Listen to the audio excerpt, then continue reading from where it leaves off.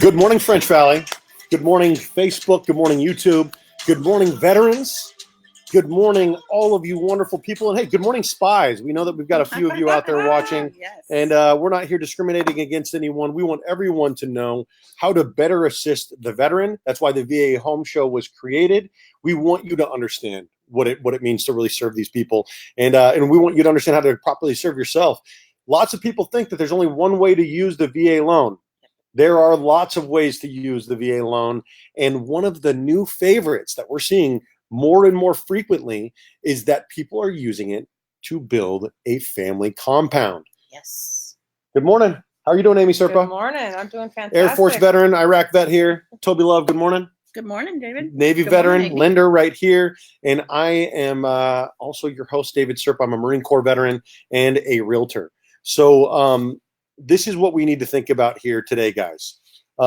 People are doing it. How are they doing it? How can you do it? How can you properly utilize your VA loan? Amy, you told me about this tiny house veteran village in Kansas. That's That's right. what we were just talking about. Yep. Can you go ahead and tell us a little bit about that? Absolutely. So as many of you know, there is actually a homeless epidemic amongst the veteran community, and a significant amount of those veterans are actually female veterans with children. Mm-hmm. And so there's something really important happening across the veteran community. Is we're all noticing that, and we're veterans helping veterans at this point.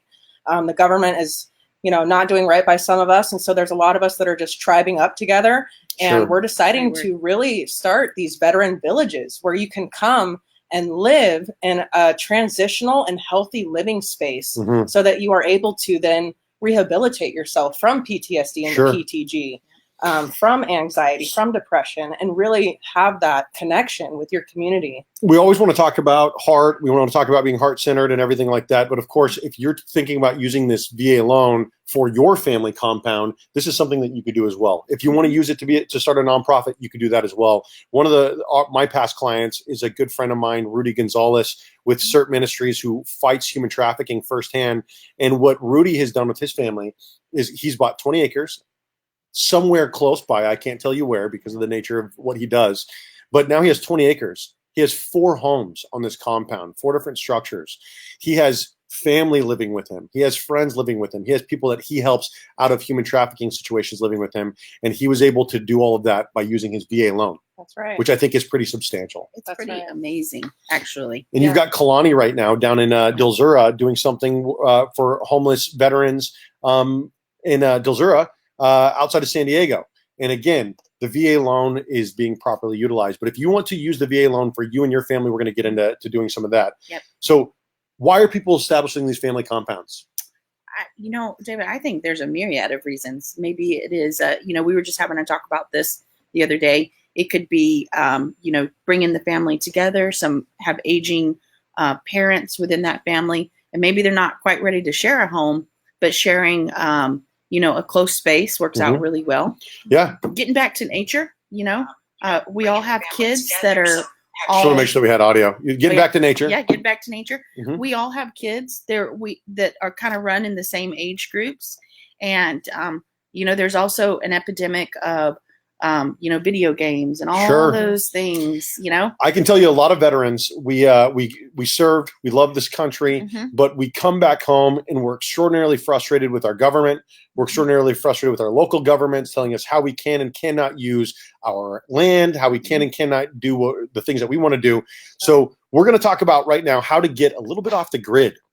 Mhm. How to use that VA loan effectively. We're going to talk about the different VA loan programs at the end of the show because we dedicated an entire show to that last week. Yep. But right now, what we're going to talk about is some things to consider if you and your family are getting off the grid, if you are establishing that family compound. Yeah, I truly believe the American dream has shifted from Mhm. being individualized to really being connected through community. Mhm. And I think that, through serving, a lot of us have found that connection with veterans. There's so much unspoken understandings that go along with that. Yeah. And so I think that there's a lot of us that are missing that once we get out of the military. Well, And we're finding that transition a little bit lonely. So we're able to come together in these villages and these communities. Yeah.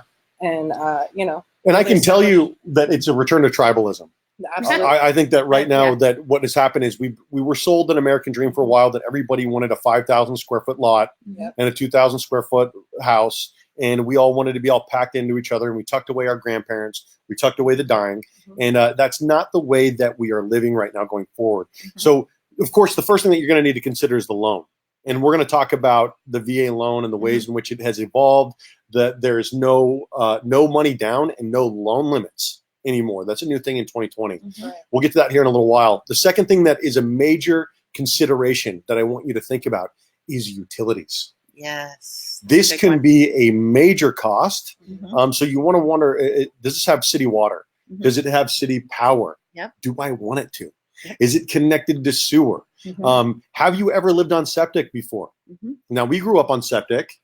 Same here. You've lived on septic. Yep. It's different than living on sewer utilities. It's just different. Yeah, it's different. It doesn't mean that you can't. That's right. You're participating now in a house that it's the septic is alive. Yeah. Okay. Pretty much. So power, solar. One of the biggest issues that people are having is they're getting off the grid. They're buying solar, and then they end up in a situation where their power is going off anyway. And so a lot of people are getting pretty frustrated by the solar racket here in California. So solar may not be in the cards for you yet, but what I'm telling you is wait a few years maybe and see what Tesla is doing with solar panels, because things are changing in the world of solar. Hopefully this mandate in California doesn't go through. The other thing to consider is zoning. Zoning is perhaps the most important because it's going to be the most difficult to change. Now, if you buy a big, beautiful house on 5 acres in Temecula, you might assume that you could build as many houses as you want to build there. But many houses in Temecula are zoned R1. A certain amount of that land has to be covered in orange groves or wineries. And there are CC&Rs telling you what you can and cannot do with that land. Now, when you get out towards Anza, Awanga, unincorporated Winchester, unincorporated Murrieta, Wildemar, you start finding some places where the CC&Rs are a little bit more laxed, and also the zoning is a little bit more varied. Okay, so the first one that we talked about was R1. If it's zoned R1, you're only going to have one house on that compound. That's just then that's not much of a compound. Okay, and then so if it's zoned RR, which is a very common zoning, you can get you and your parents on there. It is one house, which is your main residence, and then a second residence that is as equal or smaller size than the main residence. Okay. Now, when you start getting into R2 and R3, you really want to look at the specific CC&Rs for that area. Okay. So R3 is multi-residential, but then there's going to be certain restrictions on how many houses you could build on what lot sizes. If you have a front yard, rear yard, side yard, what that ratio is, how far apart they are. There are so many things that you really have to look at going into it. There's so many things that you can and cannot do with your own land. It's absolutely wild. Even though it's yours. You can live off the grid, but not really. But what's interesting, though, is there's the city of Temecula passed a pretty big bill 2 nights ago, in that they said at like 11 o'clock at night, VRBO is now a thing of the past in Temecula. And so even though people had bought thinking maybe in the city that they were going to use that and benefit from this new tourist destination, the government came in and said, hey, not anymore. That's not the way that it's going to work here. And so knowing your CC&Rs, being involved in your city, keeping your ear to the ground when it comes to local government, because the thing is you could say, hey, I want to get this compound. I'm going to rent it out when I'm not there. And then there might be rules in your city about whether or not you can rent out your own property and for how long you can rent it out. So that's a big one. And there are some veterans that have been taking occupancy in short-term rentals. So they're now going to be displaced. You know, so why not brainstorm together and really have the discussion on what it would look like to come together and find an affordable compound? Absolutely. And we're going to actually get to combining your VA entitlement, which is huge. We're going to talk about how to do that here shortly. But before we do that, what I want to tell you guys about, in addition to zoning, is something that you could consider that not a lot of people realize is looking at something called, I think it's called Ag 10, which is agriculture 10 acres or less. Now, all that means is that you have to have a certain amount of your property in which you are growing agriculture. Yep. So there are a lot of people that want to buy a compound, and part of the reason why they want to buy a compound is they want to grow their own food. Yeah. They want to have chickens. They want to grow produce. Yep. They don't want to grow this produce necessarily for sale, but they want to be able to kind of feed their family and Self-sustainable. be self-sustaining. Yep. And so if you are interested in something like that, looking into agriculture zoning, looking into dairy zoning, Yep. And then understanding the CC&Rs in that area for how many houses that you can have on an piece of agricultural property. Yep. You know, the crazy thing is there's so many different agriculture zones. It's not just one agricultural zone. And, you know, the other thing is it is so different out here in California. You know, in Georgia, where I'm from, you know, most properties have multiple residences. Yep. They have cattle. They have peanuts. They have cotton. It's just completely different. So those are definitely things that you have to look into and do your research on them. And now you can find all of this information on the County of Riverside. They don't try to hide this information from you. No. They don't tell you that it's not out there. You just have to look at the zoning in the MLS. Have your agent look at the zoning in the MLS. If you are looking into a specific property, of course, you're always welcome to reach out to us and we can pull that information for you. Yep. Yeah, you know, I just wanted to bring up real quick, kind of tap back into the solar panel idea. When you brought up Tesla, I was reading an article recently where Tesla is inventing a new solar panel roof that will be more affordable than normal normal roofing. Yeah. And so that's pretty impressive. It's going to be coming out in the next couple of years. Yeah. And that might be something to consider as an option down the road. Just as long as the solar Gestapo in California doesn't mandate it before then.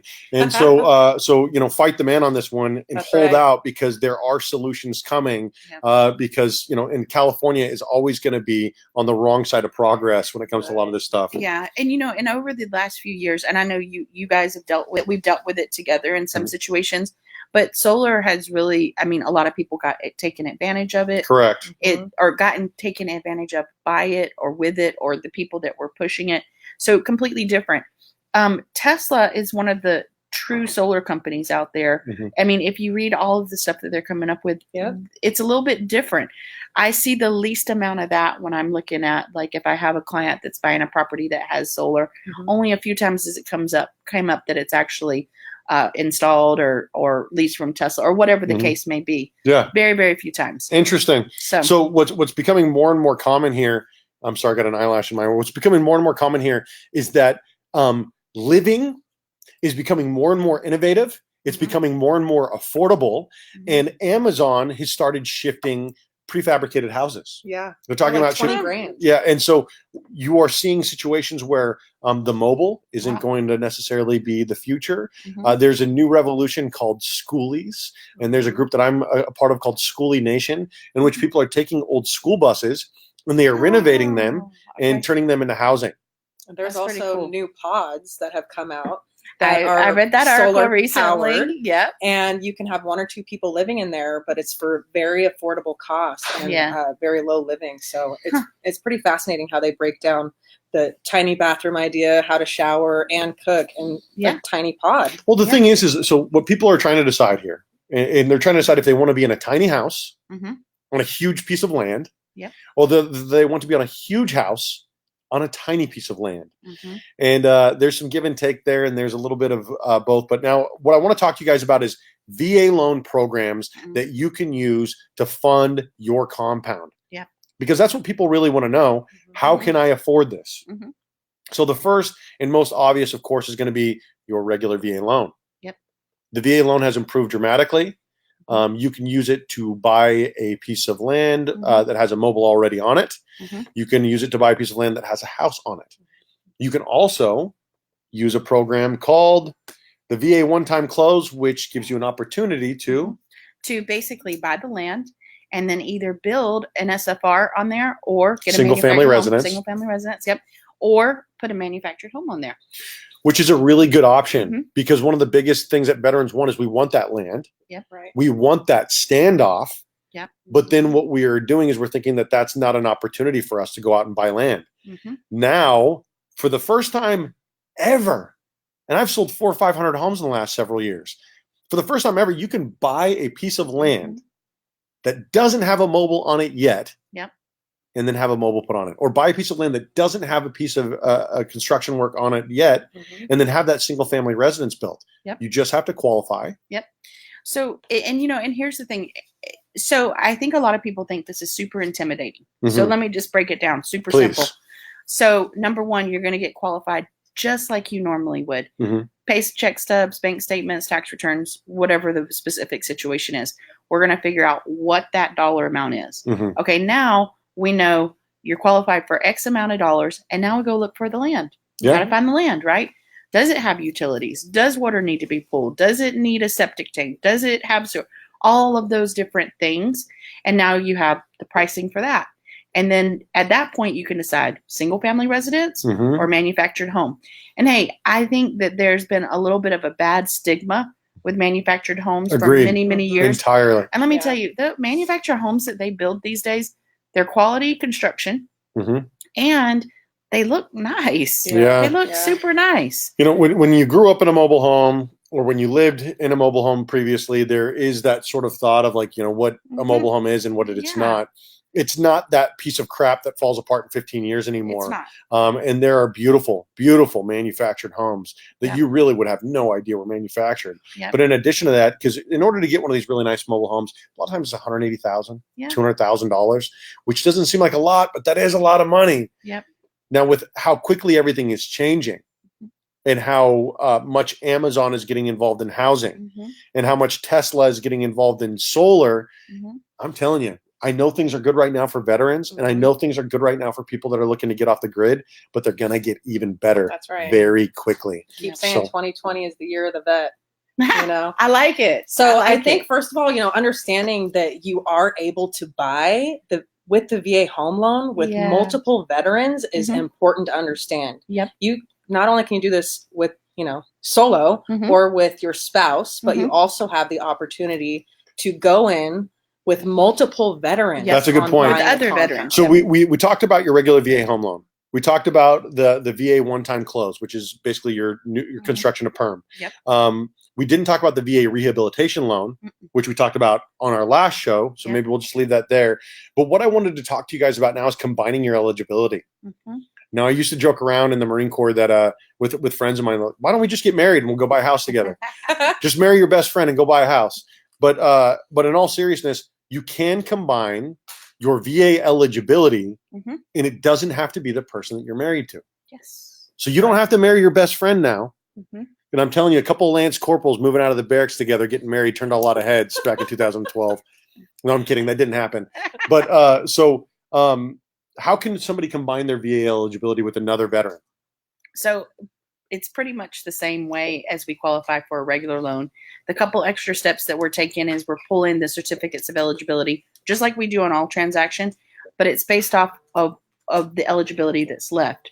So in a lot of cases, if a veteran or active duty didn't have all their eligibility and weren't able to buy that particular home at the price they wanted, they get with another veteran or active duty military that has entitlement as well. It gets split up, and there's a whole process for qualifying. And it seems a little complicated, but it's not as complicated as it sounds. It's qualifying for whatever percentage. Let's say if it's 2, so 50-50. Let's throw this out there really quick. So I know that everybody's watching right now, but stop calling me. I'm not going to pick up your phone call while the show's going on. But so listen, combining your VA eligibility with another veteran, it can't be another veteran that isn't working. Do you get what I'm saying? There's a lot of veterans that sort of get together, and you can use it. Someone has to work somewhere.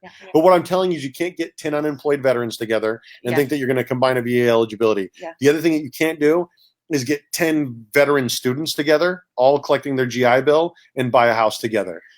What you need to do is you need to have someone who's working, who has like a job that can qualify. Or has income coming in. So disability. Retirement, disability. Yeah, retirement, disability. So if they're not working, but there's got to be some income coming in. So that's a great point. Yeah. So, got to have some income coming in. So if you've got 5 veterans that all want to buy a house together, and at least a few of you are working, 3 or 4 of you are working, maybe all 5 of you are working, what will happen is they will find out what each one of you are entitled to. And now, can you explain to me what you mean by this 25%, 50%, et cetera? So let's go 2 because it's just easy that way for explanation purpose, but it could go 3, 4, 5. So if you have 2 veterans or active duty, not married, they both have eligibility, then this one qualifies for their part of the loan. Correct. This one qualifies for their part of the loan. And then, so on and so forth. So it's almost like, even though you're all together, you're each individually qualifying for your portion of the loan. Your percentage. Your percentage. So which means that if you've got 2 veterans that are working to qualify together, each one of you is going to be responsible for 50%. Now, if you've got 3 veterans that are working to buy a home together, each one of you is going to be responsible for 33% of that loan. Again, still VA, no money down, 3 veterans buying a house together to increase the amount that they're entitled to, the amount of their buying power. And then maybe you've got 3 or 4 buddies that you want to get off the grid off a little bit. You want to go out and buy an Awanga or Anza or Winchester or Wildemar. This makes that possible. Now, the last thing that I want to talk about is combining your VA loan eligibility with a non-veteran. I talk to a lot of veterans that are buying houses with their parents. I talk to veterans that, and of course, there's only a few reasons to do that. So can you tell me why a veteran would want to combine their VA loan with a non-veteran? So I've done it before. It only works in certain situations where there's money down. So when you're combining with a non-veteran, then what happens is money is due down. And basically, so the way a VA loan works, they guarantee 25%. So if you're buying with a non-veteran, that non-veteran is going to be responsible for basically 12.5%, which is half of that 25%. Gotcha. So that's pretty reasonable. But so why would you do that? That was the original question, right? Well, maybe maybe you still have the funding fee. You have the money already there. So doing a conventional loan might make sense because you don't have to do the funding fee. You might also want to do it if you want to bring the payment down. And so there's people out there who want to buy a house with their parents because their parents are getting a little bit older. They want to get them onto the compound with them so they can take care of them as they're getting a little bit older. And so there are ways to do that. There's always a way to figure it out. And so before we wrap the show here, did you have anything that you wanted to mention to anybody? Kind of piggybacking off of that, the statistic there is that 4 out of every 10 households are multi-generational. Yes, they are. So think about it. 4 out of every 10. Yep. You could even bring that down to 2 out of every 5 if you're a fan of bringing things down to the lowest common denominator. So 2 out of every 5, 40% of every household is multi-generational. Yep. This is a different time than our parents bought during. This is not the time of the old American dream where everyone is buying a 2,500 square foot house on a 5,000 square foot lot. This is a time where people are looking to make some more financially intelligent decisions, bring mom and dad in with them, maybe buy with other people, and establish that feeling of community that we're really lacking here in the West in general, and kind of a return to tribalism. So if you're just turning into this show, or if you're just tuning in, I want to encourage you to watch this from the beginning. It was a packed show. We talked about how in Kansas City, there's a tiny house veteran village that they're using to help in veteran homelessness out there. We talked a little bit about Dilzura and Camis and Canines. We talked about CERT Ministries and them buying and using their VA loan because there's a lot of different people that have huge hearts that want to buy and start a nonprofit. If you don't want to, there's still a lot of great reasons to start a compound, and you don't have to run a nonprofit to do it.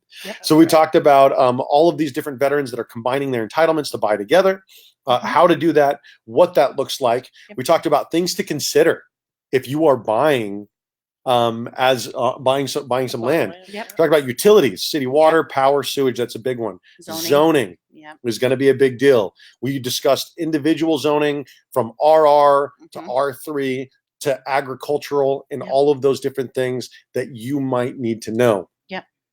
We finished up by going into the different ways in which you can use your VA loan. All of the different programs out there, which we've covered extensively in the past, but these are the different programs that are available right now to help you in moving forward and establishing your family compound, your veteran village. So thank you all for tuning in. We had a great viewership today. You had most of the time we had anywhere from 10 to 30 people watching at any given time. Oh, that's awesome. So thank you guys for watching live.